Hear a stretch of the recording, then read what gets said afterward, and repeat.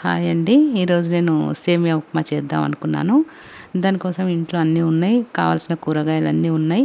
కొంచెం కూరలు ఎక్కువే ఉన్నాయి. అందుకే అన్నీ ఉన్నాయి కదా! క్యారెటు, క్యాప్సికమ్, ఆలు, గ్రీన్ చిల్లీ, ఆనియన్ అన్నీ ఉన్నాయి. అందుకని చెప్పేసి సేమియా ఉప్మా ఎక్కువ కూరలేసి సేమియా ఉప్మా చేసుకోవాలనిపించింది ఈరోజు. అందుకని దానికి కొంచెం ఆవాలు వేసి, కొంచెం జీలకర్ర వేశాను. దాని తర్వాత ఆయిల్ బాగా మరిగాక కొంచెం కరివేపాకు, అట్లాగే పచ్చిమిరపకాయలు, అలాగే కాసిన ఉల్లిపాయలు అవి వేసాను. అవి వేగిన తర్వాత కూరలు ఎక్కువ ఉన్నాయని చెప్పాను కదా, యాజ్ యూజువల్‌గా కూరలు బాగానే ఉన్నాయి. అందుకని ఎక్కువ క్వాంటిటీ కూరలు తీసుకొని సేమియా కొంచెమే తీసుకున్నాను నేను. తర్వాత క్యారెట్ వేసాను. క్యారెట్ హెల్త్‌కి మంచిది కాబట్టి అది కూడా వేసిన తర్వాత నేను ఇప్పుడు ఆలు వేస్తున్నాను. ఆలు కూడా కొంచెం వేగిపోయిందండి నూనెలో కొంచెం.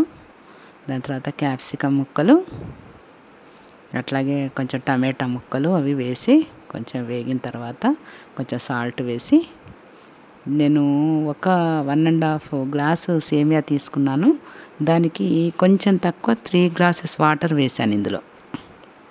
ఇది కొంచెం మగ్గిన తర్వాత కొంచెం తక్కువ 3 గ్లాసెస్ వాటర్ వేసుకోండి. ఆ తర్వాత నీళ్లు బాగా బాయిల్ అయిపోయిన తర్వాత సేమియా వేసుకొని ఒక 5 మినిట్స్ మూత పెట్టేసేయండి. మూత పెట్టేస్తే సేమియా పొడి పొడిగా మంచిగా తయారవుతుంది. ఇది తిని చూసి నాకు ఛానల్ సబ్స్క్రైబ్ చేయండి. నా ఛానల్ కామెంట్స్ పెట్టండి. ఇట్లాగే అన్ని రకరకాలుగా చేస్తూ ఉంటాను. ఎందుకంటే ఇప్పుడు మీరు తిన్న సేమియాలో కూరల ముక్కలే ఎక్కువ ఉంటాయి, సేమియా తక్కువ ఉంటుంది. అవన్నీ మనం విడిగా అయితే అంతంత తినం కాబట్టి ఇలాంటివి చేసుకున్నప్పుడు ఎక్కువ చేసుకొని తింటే చాలా బాగుంటుంది.